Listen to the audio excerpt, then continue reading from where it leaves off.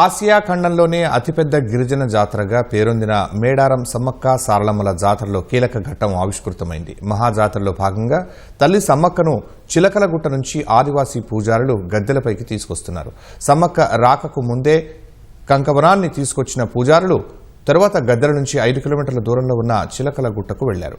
గుట్టపై ఉన్న రహస్య ప్రాంతంలో పూజలు చేసి కుంకుమ భరిన రూపంలో ఉన్న సమ్మక్కను తీసుకొచ్చారు.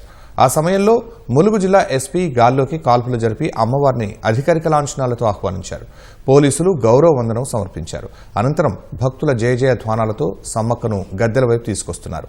అటు జాతరకు తెలుగు రాష్ట్రాలతో పాటు ఇతర ప్రాంతాల నుంచి భారీగా భక్తులు పోటెత్తుతున్నారు. జంపన్న వాగులో స్నానాలు చేసి ఇప్పటికే గద్దెలపై కొలువై ఉన్న సారలమ్మ, పగడిద్దరాజు, గోవిందరాజును దర్శించుకుంటున్నారు. వనదేవతలకు చీర, సారె, పసుపు కుంకుమలతో పాటు బంగారంగా పిలుచుకునే బెల్లాన్ని మొక్కులుగా సమర్పిస్తున్నారు. భక్తుల రద్దీ దృష్ట్యా ఎలాంటి ఇబ్బందులు తలెత్తకుండా తెలంగాణ ప్రభుత్వం ఏర్పాట్లు చేసింది.